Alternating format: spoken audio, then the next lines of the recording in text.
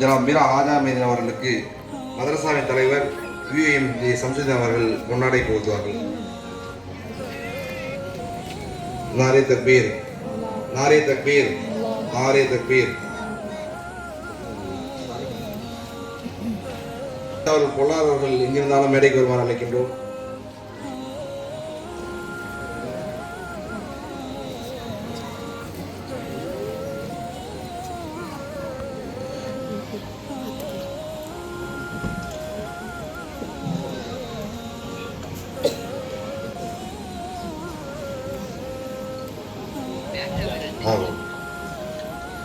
அடுத்ததாக MD முகமது யூசுப் அவர்களுக்கு பொன்னாடை போர்த்தப்படுகிறது.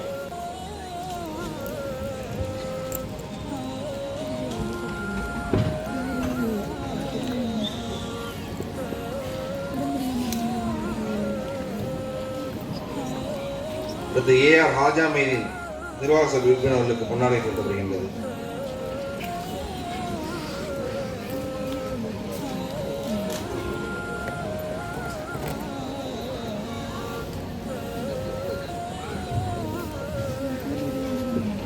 திருச்சியை சார்ந்த முகமது அலி அண்ணன் அவர்களுக்கு பொன்னாடை போர்த்தப்படுகின்றது.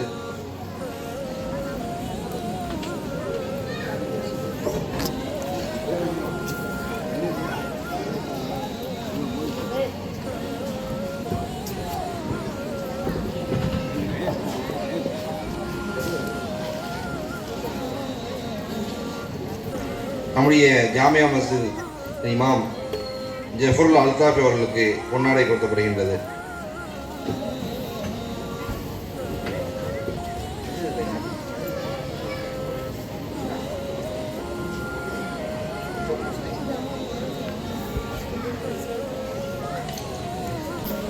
அடுத்ததாக மௌலானா மௌலவி காரி S அப்துல் ரஷீத் காஷ்மி தேவபதி அவர்களுக்கு பொன்னாடை கொடுக்கப்படுகின்றது.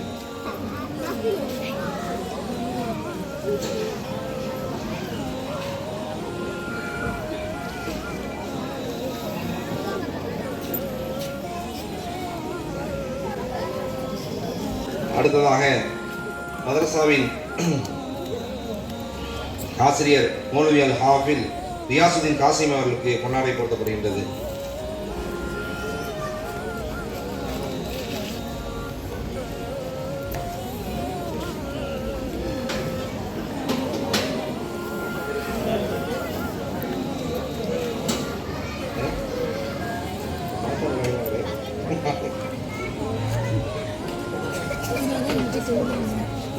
நாரே தக்பீர், நாரே தக்பீர், நாரே தக்பீர். அடுத்ததாக வாழ்த்துறை வழங்குவதற்கு மௌலானா மௌலவி ஹாஃபில் காரி S அப்துல் ரஷீத் காஷ்மி தேவபந்த் அவர்களை அழைக்கின்றோம். அல்ஹம்துலில்லாஹ் வஸ்ஸலாத்து வஸ்ஸலாமு அலா ரசூலில்லாஹ் முஹம்மது இப்னு அப்துல்லாஹி ஸல்லல்லாஹு அலா முஹம்மதின் ஸல்லல்லாஹு அலைஹி வஸல்லம். أما بعد فأعوذ بالله من الشيطان الرجيم. بسم الله الرحمن الرحيم. إنا نحن نزلنا الذكر وإنا له لحافظون. وقال النبي صلى الله عليه وسلم خيركم من تعلم القرآن وعلمه. صدق الله وصدق رسوله النبي الكريم ونحن على ذلك من الشاهدين والشاكرين والحمد لله رب العالمين.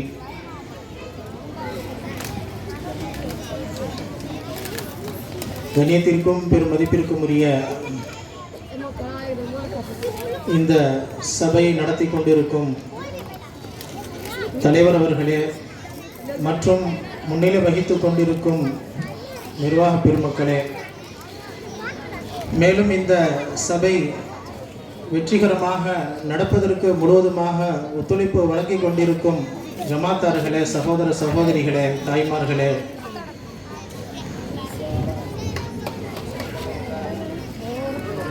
உங்கள் அனைவருக்கும்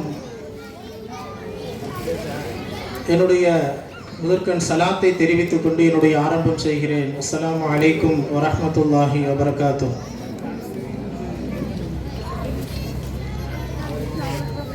அல்லாஹ்வுடைய பெரும் கிருபையினால் கருணையினால் அல்லாஹுடைய கலாம், அவனுடைய பேச்சு இறைவேதத்தோடு சம்பந்தப்பட்ட, மேலும் அவனுடைய மார்க்கத்தோடு சம்பந்தப்பட்ட ஒரு மகத்தான நிகழ்வில் நாம் எல்லாம் இங்கு ஒன்று கூடியிருக்கின்றோம். சபைகளில் சிறந்தது அல்லாஹுடைய மார்க்கத்தை பற்றி பேசக்கூடிய, அல்லாஹ்வை நினைவு கூறப்படக்கூடிய சபைகளாக இருக்கின்றது. அது அல்லாத, மார்க்கத்தை கற்றுக்கொள்ளப்படாத, கற்றுக் கொடுக்கப்படாத அப்படியான சபைகள் மீது அல்லாஹ் தஆலாவுடைய அருள் இறங்குவதில்லை. அருமை நாயகம் ரசூலுல்லாஹி ஸல்லல்லாஹு அலைஹி வஸல்லம் அன்னவர்கள் சொல்லும் பொழுது இந்த உலகத்தை சபிக்கப்பட்டது என்று சொல்கின்றார்கள். இந்த உலகத்தில் உள்ள அனைத்தையும் சபிக்கப்பட்டது என்று சொல்கின்றார்கள். அந்த சாபத்திலிருந்து தப்பிப்பது, அந்த சாபத்திலிருந்து விதிவிலக்கு பெறுவது யார் என்று சொன்னால்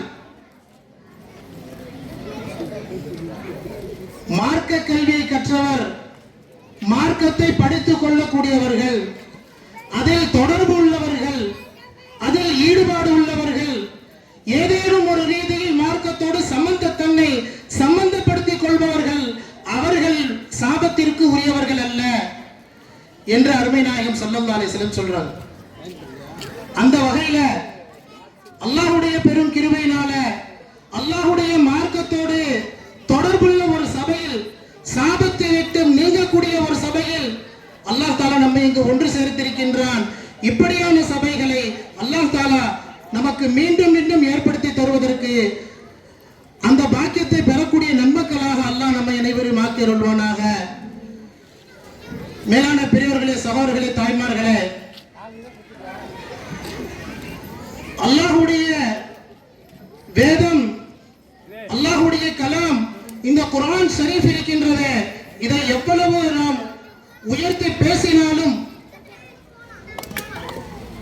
ஒரு கட்டம் இருக்கின்றது.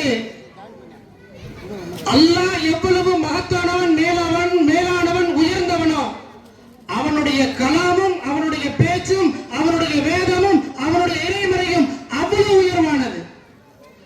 அல்லாஹ்வினுடைய உயர்வுக்கு எந்த அளவும் இல்லையோ, அதே போன்று அவருடைய வேதத்தின் உயர்விற்கும் உச்சத்திற்கும் எந்த அளவும் இல்லை என்று சொன்னால், அந்த வேதத்தை சுமக்கக்கூடிய இதயங்களாக ஹாஃபில்களுடைய இதயங்கள் இருப்பதை நாம் நினைத்து பார்க்க வேண்டும். அந்த வேதத்தை சுமக்கக்கூடிய இதயங்களை கொண்ட அந்த மனிதர்கள் அல்லாஹ்வின் பார்வையில் எவ்வளவு உயர்ந்தவர்களாக இருப்பார்கள். அந்த உயர்விற்கு அவர்கள் அருகதையும் தகுதியும் பெற வேண்டும் என்று சொன்னால் அவர்கள் அதற்காக எவ்வளவு உழைத்திருக்கின்றார்கள், பாடுபட்டிருக்கின்றார்கள். அவர்களுடைய பெற்றோர்கள் எவ்வளவு அதற்கென்று கண்ணீர் சிந்தி துஆ செய்திருக்கின்றார்கள், ரத்தங்களை சிந்தி, உழைத்து வேர்வை சிந்தி அவர்கள் பிள்ளைகளை வார்த்தெடுத்திருக்கின்றார்கள். அவர்களுடைய இந்த நிலையை அடைவதற்கு பின்னால் அவர்களுடைய ஆசிரியர்கள் உழைப்பு எந்த அளவிற்கு இருக்கின்றது. நாம் எல்லாம் பெருமை கொள்ள வேண்டிய ஒரு தருணம். நிர்வாகத்திற்கு எந்த அளவு முயற்சி இருக்கிறதோ அதே அளவு சற்றும் குறையாமல் இங்கு அமர்ந்திருக்கக்கூடிய ஜமாத்தார்களான சகோதர சகோதரிகளான ஒவ்வொரு வீட்டினருக்கும் இந்த ஆபீல்களுடைய உயர்வில் பங்கிருக்கின்றது என்று நாம் எல்லாம் அல்லாஹ்வுக்கு நன்றி செலுத்த வேண்டும். ஹாஃபில்கள் நமது ஊரில் ஹிஃபுனுடைய இந்த பாடத்தை முடித்து ஹாஃபில்கள் என்ற உயர்ந்த அந்தஸ்து பெறுகின்றார்கள் என்று சொன்னால், அவர்கள் அன்றாடம் உணவு தேவை பூர்த்தி செய்வதிலே ஒவ்வொரு வீட்டிலிருந்தும் நாம் அவர்களுடைய உணவு தேவை பூர்த்தி செய்து கொண்டிருக்கின்றோம். ஒரு மதரசாவை கட்ட வேண்டும், ஏற்பாடு செய்ய வேண்டும், மார்க்க கல்வி அங்கு கற்றுக் கொடுக்கப்பட வேண்டும் என்று சொன்னால் முதலாவதாக மாணவர்கள் தேவை, அடுத்ததாக பாடம் நடத்தக்கூடிய ஆசிரியர் தேவை, அதற்கு அடுத்ததாக அவர்கள் தங்கி படிப்பதற்கு ஒரு இடம் தேவை, அதற்கு அடுத்து எல்லாத்தை விட ரொம்ப முக்கியம் வயிற்று பசிக்கு உணவு தேவை. ஆசிரியர் இருக்கின்றார்கள், மாணவர்கள் இருக்கின்றார்கள், உணவு தேவை பூர்த்தி செய்யப்படவில்லை என்று சொன்னால், அவர்களுக்கு சாப்பாட்டிற்கு வழி இல்லை என்று சொன்னால் காரியங்கள் நடக்குமா? அந்த ரீதியில அல்லாஹ் தஆலா நமக்கு நமது ஊர்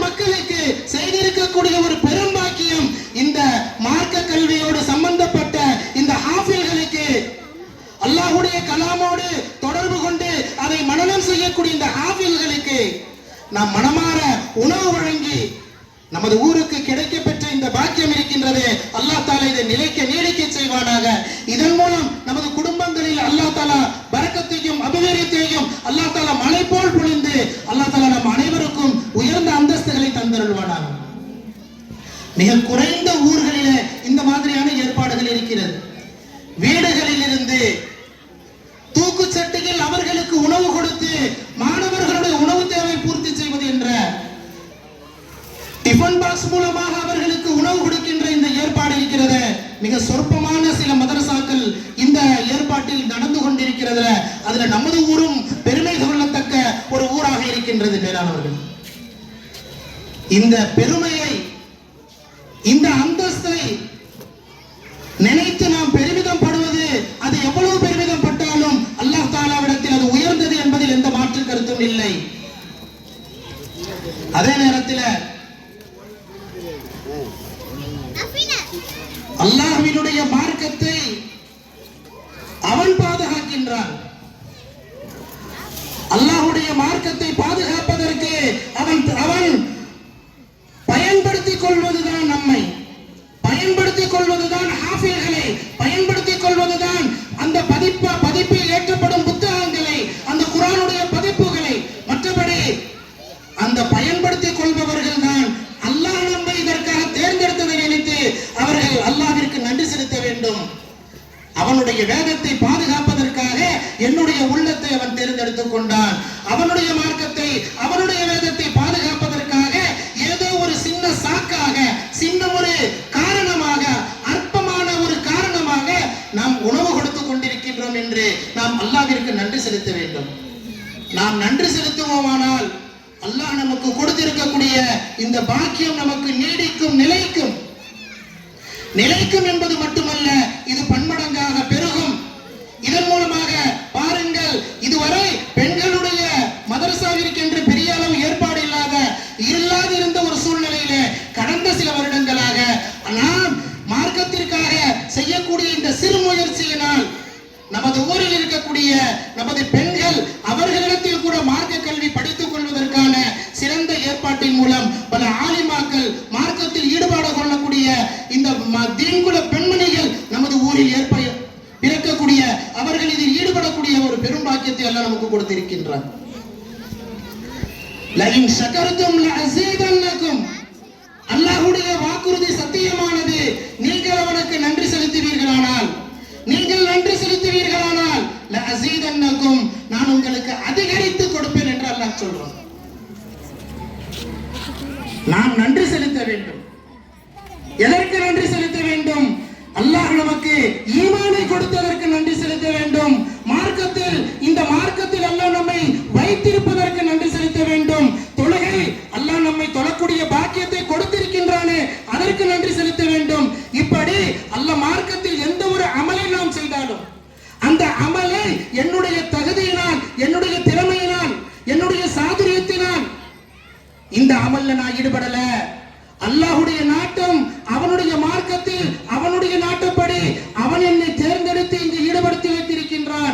யா அல்லாஹ், இதில் என்னை பரிபூர்ணமாக, இதில் நான் ஈடுபட்டு இதை முழுமையாக விளங்கி உணர்ந்து உன்னுடைய மார்க்கத்தை முழுமையாக செயல்படுத்தக்கூடியவனா என்னை ஆக்கு என்று நாம் துஆ செய்ய வேண்டும். நன்றி என்பது எப்படி வாயால சொல்றது ஒன்று இருக்குதோ, தேங்க்ஸ் சொல்றோம். அரபியில நமது மார்க்கம் கற்றுக் கொடுக்கின்றது ஜஸாக்கல்லாஹ் என்று சொல்கின்றோம். இதுவெல்லாம் நன்றியாக ஒரு பக்கம் இருந்தாலும் நன்றியில் இன்னொரு அம்சமும் இருக்கிறது. செயல்ல காட்ட வேண்டும். நன்றி விசுவாசத்தை செயலில் காட்ட வேண்டும். சொல்ல போனா இந்த நன்றி விசுவாசத்தை செயல்ல காட்டுவது இருக்கிறது, இதுதான் உண்மையான நன்றியாக இருக்கின்றது. அல்லாஹ் நம்மை முஸ்லிமாக, முஃமினாக பிறக்க வைத்து பெற்றோருடைய தாய் வயிற்றிலிருந்து நம்மை ஈமான் கொண்டவர்களாக அல்லாஹ் தஆலா இந்த உலகத்தில் வர வைத்திருக்கின்றான். இதற்கு நாம் எப்படி நன்றி செலுத்துவது? யா அல்லாஹ், தேங்க்ஸ் யா அல்லாஹ், யா அல்லாஹ் ஜஸாக்கல்லாஹ் என்று சொல்லலாம். நாமோ வார்த்தையால சுப்ஹானல்லாஹ், அல்ஹம்துலில்லாஹ் என்று எல்லாம் நன்றி செலுத்தினால் அந்த நன்றி அல்லாஹ்விற்கு செலுத்தக்கூடிய பரிபூர்ணமான நன்றியாக இருக்காது. மதரசாவில் பயிலக்கூடிய மாணவர்களுக்கு யா அல்லாஹ் உணவு தேவை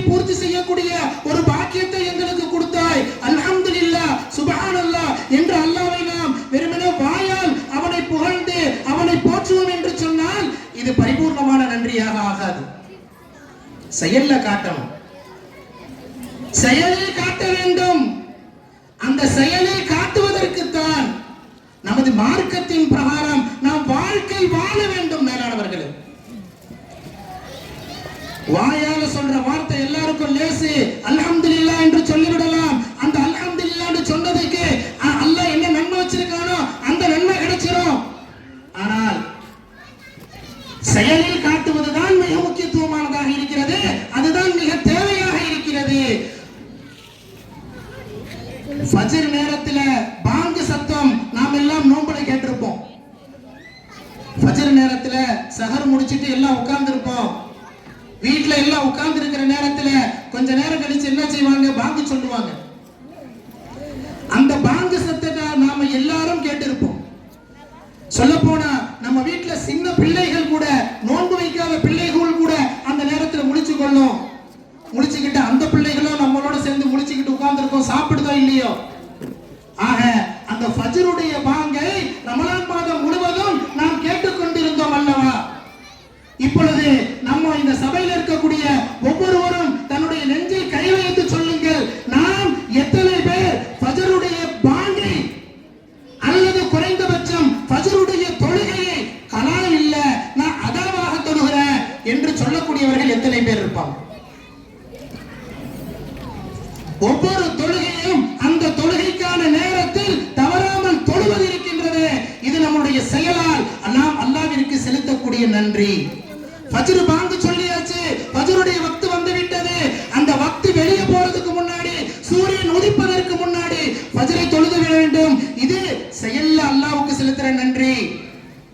லுகருக்கு பாங்கு சொல்லியாச்சு, லுகருடைய நேரம் போறதுக்கு முன்னாடி, சொல்ல போனால் ஆண்களுக்கு தான் பாங்கு சொன்னதிலிருந்து 15 நிமிஷம் 20 நிமிஷம் அரை மணி நேரம் என்று சொல்லி இக்காமத்துக்கு நேரம் இருக்கிறது. பெண்களுக்கு எந்த நேரமும் கிடையாது. பாங்கு சொன்ன உடனேயே அவர்களுக்கு முதல் வேலை என்ன? உடனே அவங்க போகணும், உடனே தொழுதுணும். இது இருக்குது ஷைத்தானுக்கு இடம் கொடுக்காத ரொம்ப லேசான முறை.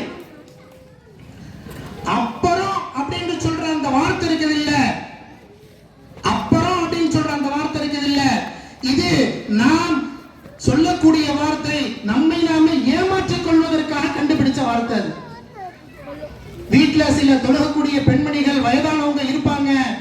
அவங்க சின்ன வயசு பிள்ளைகளுக்கு சொல்லுவாங்க, வாலிப பெண்களுக்கு சொல்லுவாங்க, பாங்கு சொல்லியாச்சு ஒளிச்சிருந்து தொழுவுமா அப்படின்னு. அப்புறம் தொழுவுறேன். அந்த அப்புறம் தொழுவுறேன்றது இல்ல, அது 10 நிமிஷம் ஆகும், 20 நிமிஷம் ஆகும், அரை மணி நேரம் 1 மணி நேரம் ஆகும். அடுத்த வக்து பாங்கு சொல்லக்கூடிய நேரம் வந்துடும். அந்த தொழுகை ஃபர்ல போயிடுச்சா, தொழப்பட்டதா அப்படின்னு சொன்னா கலாவாயிடுச்சு. இப்படி ரமலான் மாதத்தில் 5 நேர தொழுகையை அதனுடைய ஆரம்ப வக்தில பாங்கு சொன்ன உடனேயே நாம் தொழுது கொண்டிருந்த அந்த பக்குவம் பேணுதல் ரமலான் மாதம் கழிஞ்ச பிறகு எங்கேயோ காண போயிடுச்சு. ஆனால் அந்த நேரத்தில் இருந்த அந்த அல்லாஹ் மற்ற 11 மாதங்களிலும் நம்மை உற்று கண்காணித்துக் கொண்டிருக்கின்றான். அந்த அல்லாஹ் அந்த நேரத்தில் நம்ம மேல 1 மாசம் சந்தோஷப்பட்டான் என்று சொன்னால், அந்த 11 மாதங்களில் நான் அவனை கோபப்படுத்துவோம் என்று சொன்னால், நம்முடைய சமூகத்தில் அந்த கோப பார்வையினால் ஏற்படக்கூடிய அந்த கொடுமைகளுக்கு, அந்த தீங்குகளுக்கு நாம் யாரிடத்தில் போய் தீர்வு காண முடியும்? அல்லாஹ் எனக்கு இந்த பாதிப்பை ஏற்படுத்தினா நீங்க கொஞ்சம் இதை சரி பண்ணி விடுங்க, யார்கிட்டயும் போக முடியுமா? என்ன அவர் அடிச்சிட்டாருன்னு இவர்கிட்ட போலாம், இவர் அடிச்சிட்டாருன்னு அவர்கிட்ட போலாம், அந்த மனுஷனால பாதிக்கப்பட்ட இந்த மனுஷன்கிட்ட போலாம், இந்த அதிகாரியால பாதிக்கப்பட்ட அந்த அதிகாரிகிட்ட போலாம். ஆனால் அல்லாஹ்விடம் இருந்து ஏதேனும் ஒரு பாதிப்பு தனி மனிதனுக்கு வந்து விட்டால் அல்லது ஒரு சமூகத்திற்கு வந்து விட்டால் அவர்கள் யாரிடம் சென்று அந்த பாதிப்பை, அந்த பிரச்சனையை தீர்த்துக் கொள்ள முடியும்? சொல்லுங்கள். நாம இஸ்லாமிய சமூகமாக பொதுவாக ஒரு விஷயத்தை தவறு செய்தோம் என்று சொன்னால், அந்த பொதுவான பிரச்சனைக்கு, அந்த பொதுமையான தீங்கிற்கு, பொதுவான அந்த தவறுக்கு அல்லாஹ்விடத்தில் இருந்து ஒரு பொதுவான பிரச்சனை ஏற்படுத்தப்படும், ஒரு பொதுவான துன்பத்தை ஏற்படுத்தப்படும். அந்த துன்பத்தில் சிக்கிவிட்டோம் என்று சொன்னால் அல்லாஹ் பாதுகாக்க வேண்டும். அதை பொதுவான முறையில் விளங்கி உணர்ந்து அல்லாஹ்விடத்தில் பாவ மன்னிப்பு கேட்காத வரைக்கும் அந்த தீங்கில் இருந்து நாம் அல்லாஹ்வுடைய நல்லடியார்கள் சில பேர் இருக்கின்றார்கள். அவர்கள் இரவு நேரத்தில் கண்முடிச்சு தஹஜ்ஜத் நேரத்தில் அழுகின்றார்கள். ஒரு ஊரில குறைந்தது ஒரு 5-10 பெண்மணிகள், ஒரு 4-5 ஆண்களாவது தஹஜ்ஜத் தொழுகையில எழுந்து அழக்கூடியவர்கள் இருக்கின்ற காரணத்தினால் தன்னுடைய சுகதுக்கத்துக்கு மட்டுமல்ல சமூகத்தினுடைய சுகதுக்கத்துக்காக அவர்கள் அழுது கொண்டிருக்கின்ற காரணத்தினால் நாம் நிம்மதியாக வாழ்ந்து கொண்டிருக்கின்றோம். அந்த நல்லடியார்களை, அந்த நல்ல பெண்மணிகளை இழந்து விடக்கூடாது என்று சொன்னால் நாம் ஒவ்வொருவரும் அப்படி இருக்க வேண்டும். அப்படியான சமூகமாகத்தான் அருமை நாயகம் ஸல்லல்லாஹு அலைஹி வஸல்லம் அவர்கள் சஹாபாக்களை தயார்படுத்தினார்கள். சஹாபாக்கள் தொட்டதெல்லாம் பொன்னானது, கண்ட கனவெல்லாம் வெற்றிக்கலமாக ஆனது. அவர்கள் ஒரு மனிதரை உட்கார வைத்து பேச வைத்தால் அவர்களுடைய மனதில் ஒரு மாற்றம் ஏற்பட்டுவிடும். அவர்களுடைய குணம் கெட்டிருந்தால் அந்த குணம் சீராகிவிடும். அவர்களுடைய பேச்சில, அவர்களுடைய நடத்தையில, அவர்களுடைய ஒவ்வொரு அசைவில நேர்வழி ததும்பிக் கொண்டிருந்தது என்று சொன்னால் அவர்களை பார்த்து பார்த்து அவர்களின் மூலமாக இஸ்லாத்தை விளங்கி விளங்கி ஒரு பெரும் சமுதாயம் இஸ்லாமிய ஒளியை பெற்ற சமுதாயமாக மாறியதுதான் இந்த உலகத்தினுடைய வரலாறு. இஸ்லாம் இதைத்தான் நமக்கு கற்றுக் கொடுத்து கொண்டிருக்கின்றது. அந்த இஸ்லாமிய முறை, அந்த ஒரு பொதுவான நடைமுறை நம்முடைய சமுதாயத்திலிருந்து எடுபட்டு விட்டதை நாம் நினைத்தோம் என்று சொன்னால் நாம் அதை நினைத்து சாதாரண கண்ணீர் அல்ல, இரத்த கண்ணீர் வடிக்க வேண்டிய ஒரு சூழ்நிலையாக இருக்கின்றது. ஒரு பொது மனப்பான்மையில் எல்லோரிடத்திலும் மார்க்கத்தில் ஒரு பேணுதல் வர வேண்டும், ஒரு பக்குவம் வர வேண்டும். ஒவ்வொரு வீட்டிலும் தொழுகையை நினைவுபடுத்தப்பட வேண்டும். அந்த தொழுகை விஷயத்திலே நம்மிடத்தில் அசட்டை இருக்கக்கூடாது. தலை இல்லாம ஒரு மனுஷன் இருப்பானா? தமிழ்ல முண்டம் அப்படின்னு சொல்லுவாங்க, தமிழ்ல திட்டுவாங்க, போடா முண்டம்னு சொல்லுவாங்க. முண்டம் என்று சொன்னால் என்ன? யாருக்கு தலை இல்லை அவர்களுக்கு முண்டம் என்று சொல்லப்படும். தொழுகை இல்லாமல் போனதுக்கு என்ன காரணம்? நோன்பு நேரத்தில் பேணுதல் இல்லாமல் சிலர் நோன்பை விடுறதுக்கு என்ன காரணம்? சமூகத்திலே பல தவறுகள் நடப்பதற்கு என்ன காரணம்? வியாபாரத்திலே ஹலால் ஹராமுடைய பேணுதல் இல்லாததுக்கு என்ன காரணம்? குடும்பத்திலே சண்டை சச்சரவுகள் சிலர் ஏற்படுத்திக் கொண்டு அதில் பலர் பாதிக்கப்பட்டு கொண்டிருப்பதற்கு என்ன காரணம்? இப்படி இதற்கு என்ன காரணம், இதுக்கு என்ன காரணம், இந்த பிரச்சனைக்கு என்ன காரணம் என்று நாம் எல்லாத்திற்கும் காரணத்தை தேட போவோம் என்று சொன்னால் நம்முடைய மார்க்கத்திலே நாம பெரிய ஓட்டையை வச்சிருக்கிறோம். இந்த பரிபூர்ணத்துவமான மார்க்கத்தை அல்லாஹ் கொடுத்து நீங்க எந்த பிரச்சனையும் இல்லாமல் வாழ்வதற்கு இந்த மார்க்கத்தை பின்பற்றுங்கள் என்று அல்லாஹ் சொல்லி இருக்கிறானே, அந்த மார்க்கத்தில ஒரு பெரிய ஓட்டையை போட்டுட்டு அந்த மார்க்கத்தை எந்த அடிப்படையின் மீது நாம் நிலை நிறுத்த வேண்டுமோ அந்த அடித்தளமே இல்லாமல் வெறுமனே கட்டடத்தை மட்டும் கட்டி வச்சு கொண்டு ஒரு சின்ன காத்து வந்தாலும் இந்த கட்டிடம் தாங்காது. அந்த இறை நம்பிக்கை நம்முடைய உள்ளத்தில் எப்படி இருக்கின்றது? அந்த இறை நம்பிக்கையின் அஸ்திவாரமான அல்லாஹ்வை நாம் எப்படி விளங்கி வைத்திருக்கின்றோம்? அல்லாஹ்வின் விஷயத்தில் நம்முடைய போக்கு எப்படி இருக்கின்றது? நம்முடைய சமூகத்திலே நாம் யாருக்காக மனங்களை பறி கொடுத்துக் கொண்டிருக்கின்றோம்? யாரை பார்க்க வேண்டும் என்று நம்முடைய கண்கள் துடித்துக் கொண்டிருக்கின்றது. அவனை பார்க்க முடியல என்று கண்ணை வடிக்கிறாங்க. ஒரு நடிகனை பார்க்க முடியவில்லை என்பதற்காக கண்ணீர் வடிக்கக்கூடிய அவல சூழ்நிலை.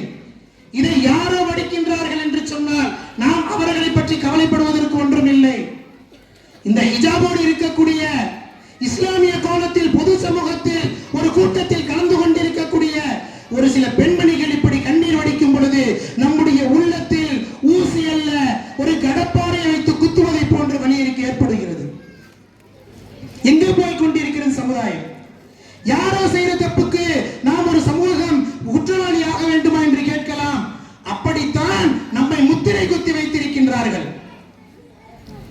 யாரோ ஒரு சிலர் எங்கோ வைக்கக்கூடிய குண்டுகளுக்கு ஒட்டுமொத்த இஸ்லாமியர்களை தீவிரவாத பட்டம் கட்டப்படுகிறதா இல்லையா? அப்படி யாரோ ஒரு சில ஹிஜாபு போட்ட பெண்மணிகள் அந்த நடிகனை பார்க்க முடியவில்லை என்று கண்ணீர் விட்டு அழும் பொழுது அவனுக்காக வேண்டி நான் காபத்துல்லாவிற்கு முன்னால் நின்று துஆ செய்கிறேன் என்று சொல்லும் பொழுது உம்ராவுடைய அந்த பயணத்தை நான் என்னவென்று சொல்லுவது? நான் என்ன சொல்றேன்னு உங்க எல்லாத்துக்கும் தெரியும். எல்லார் கையிலும் வாட்ஸ்அப் இருக்குது, எல்லாரும் அந்த வீடியோக்களை பார்த்திருப்பீங்க. நான் உம்ராவுல போய் அந்த நடிகனுக்காக துஆ செஞ்சேன். அவனுடைய கூட்டத்தில் கலந்துக்கணும், அவனை பார்க்க முடியல. அந்த பார்த்ததுனால துள்ளி குதிச்ச அந்த வீடியோக்கள் என்ன நடக்கின்றது? இஸ்லாமிய சமூகம் எங்கு சென்று கொண்டிருக்கிறது? யாரை தன்னுடைய ரோல் மாடல், தன்னுடைய வாழ்க்கையின் வழிகாட்டி, தன்னுடைய முன்னுதாரணமாக எடுத்துக்கொண்டிருக்கின்றது? அப்படிப்பட்ட ஒரு அடிமட்டமான சமூகம் கிடையாது. அப்படிப்பட்ட ஒரு அடித்தரமான, ஒரு கீழ்த்தரமான மார்க்கமும் கிடையாது நமது மார்க்கம். உயர்ந்த மார்க்கத்தில் அல்லாஹ் தஆலா நம்மை படைத்திருக்கின்றான். இந்த உலகத்தில் பிறந்த மனிதர்களேயே உயர்ந்த மனிதராகிய அருமை நாயகம் ரசூலுல்லாஹி ஸல்லல்லாஹு அலைஹி வஸல்லம் அன்னவர்களின் உம்மத்தாக அல்லாஹ் நம்மை ஆக்கி இருக்கின்றார் என்று சொன்னால், அல்லாஹ் தஆலா சொல்றான், வல்லதீன ஆமனு அஷத்து ஹுப்பல் லில்லாஹ். ஈமான் கொண்டவங்கன்னா என்ன தெரியுமா? நீங்க யாருங்க? நான் முஸ்லிம். உங்க பேர் என்ன? என் பேர் ஆயிஷா. உன் பேர் என்ன? என் பேர் அப்துல்லா. இப்படின்னு சொல்லிட்டா முஸ்லிமா? அல்லாஹ் தஆலா சொல்றான், வல்லதீன ஆமனு, யார் ஈமான் கொண்டார்களோ, அஷத்து ஹுப்பல் லில்லாஹ், அல்லாஹ் விஷயத்துல அல்லாஹ்வின் மேல கடுமையான பாசம் உள்ளவர்களாய் இருப்பார்கள். என் உள்ளத்துல அல்லாஹ்வின் பேர்ல பாசம் இருக்கிறது, பிரியம் இருக்கிறது, காதல் இருக்கிறது. அல்லாஹ்விற்காக நான் எதையும் இழக்க தயார், என்னுடைய பெற்றோரை இழக்க தயார், என்னுடைய வீட்டை விட தயார். சொல்ல முடியுமா? அல்லாஹ்வுக்காக என்ற அந்த ஒரு விஷயம் இப்பொழுது எங்கே இருக்கிறது? திரும்பி பார்த்தா எங்க இருக்குதுன்னே தெரியல. அது இங்கே இருக்கணும், மனசுல இருக்கணும். ஆனால் நாம முதுகுக்கு பின்னாடி போட்டுட்டோம். நான் யாருக்காக வாழ்றேன்? அல்லாஹ்வுக்காக வாழ்கிறேன். யாருக்காக நான் அமல் செய்கிறேன்? அல்லாஹ்வுக்காக அமல் செய்கிறேன். என்னுடைய இந்த வீட்டில் இந்த நிகழ்ச்சியை எதுக்காக நடத்துறேன்? அல்லாஹ்வுக்காக செய்கிறேன். நம்மளுடைய இந்த சபை யாருக்காக நடக்கிறது? அல்லாஹ்வுக்காக, அல்லாஹ்வுடைய கலாமுக்காக நடக்கிறது. அல்லாஹ்வை பற்றிய சிந்தனை இல்லாத சமூகமாக இஸ்லாமிய சமூகம் இருக்குமானால் உங்களை பற்றி அக்கறை கொள்ள வேண்டிய தேவை எனக்கு இல்லை என்று அல்லாஹ் ஒதுக்கிவிட்டால் நாம் எங்கு போய் நாம் நிற்போம்? நம்மளை அரவணைக்கக்கூடியவர்கள் யார் இருக்கின்றார்கள்? நம்மளை வரவேற்று நம்மை உபசரிக்கக்கூடியவர்கள் யார் இருக்கின்றார்கள்? அல்லாஹ்வை மறந்த சமூகமாக, அருமை நாயகம் ஸல்லல்லாஹு அலைஹி வஸல்லம் அவர்களுடைய வழிமுறையை விட்ட சமூகமாக நாம் இருப்போம் என்று சொன்னால், கடமைகளில் பேணுதல் இல்லாத ஒரு சமூகமாக நாம் இருப்போம் என்று சொன்னால், நம்முடைய நிலை அபாயகரமான நிலை என்பதை மட்டும் நாம் இங்கு விளங்கிக் கொள்ள வேண்டும். அதை நோக்கித்தான் இந்த சமூகம் போய் கொண்டிருக்கிறது. அதை தடுத்து நிறுத்தி கொஞ்சம் பின்னாடி இழுத்துக்கிட்டு வந்து எப்படியாவது மார்க்கத்தில் அவர்களை ஆழமாக, நம்மால் முடிந்த அளவு அவர்களை மார்க்கத்தின் பக்கம் இழுத்து வர வேண்டும் என்பதற்காகத்தான் இப்படிப்பட்ட நிகழ்ச்சிகள் ஏற்பாடு செய்யப்படுகின்றது. நான் இந்த இடத்துல வருத்தத்தோடு இன்னொரு விஷயத்தையும் சொல்லிக் கொள்கிறேன். இதுக்கு முன்னாடியே இதே மாதிரியான ஒரு சபையில நான் சொல்லத்தான் செய்தேன். அதை கேட்ட பல சகோதரிகளுக்கு, சகோதரர்களுக்கு இது ஞாபகம் இருக்கலாம். ஆடல்கள், பாடல்கள் நடக்கக்கூடிய அந்த நிகழ்ச்சிகள்ல நம்ம பிள்ளைங்க கலந்து கொள்றாங்க. அந்த இடத்துல திரைப்பட பாடல்களை ஒலிக்கப்படுகிறது. என் புள்ள டான்ஸ் ஆடுது. அங்கு ஒரு நாடகம் நடத்தப்படுகிறது.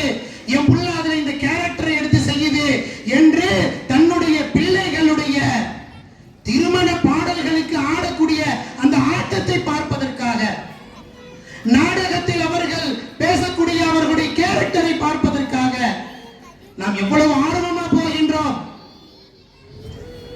அதிகபட்சம் அதனால் நமக்கு கிடைத்தது என்ன? அந்த கொஞ்ச நேரம் என் புள்ள ஆடுது, என் புள்ள நடிக்குது. தாய்மார்களே, சகோதரிகளே, அந்த நிகழ்ச்சிகளை நாம் ஒதுக்க வேண்டும் என்று அந்த சபையிலே நான் சொல்லியிருந்தேன். சொல்ல போனால் அந்த அப்படிப்பட்ட ஆண்டு விழாக்கள் நடப்பதற்கு முன்னால் மதரசா மத்த மாணவர்களுடைய நிகழ்ச்சியில அதை பேசப்பட்டது. இந்த இடத்துல அந்த நிகழ்ச்சிகளுக்கு நாம் ஒதுக்கிறோம் என்று சொன்னால் எங்களுக்கு மார்க்கம் மட்டுமே முக்கியம். நீங்கள் மார்க்கத்தை பேசுங்கள்,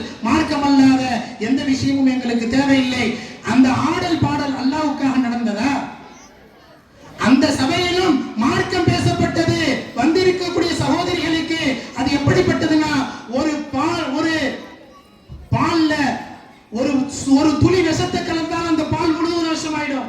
ஆனால் அப்படிப்பட்ட சபையில ஒரு விஷம் நிரம்பிய பால்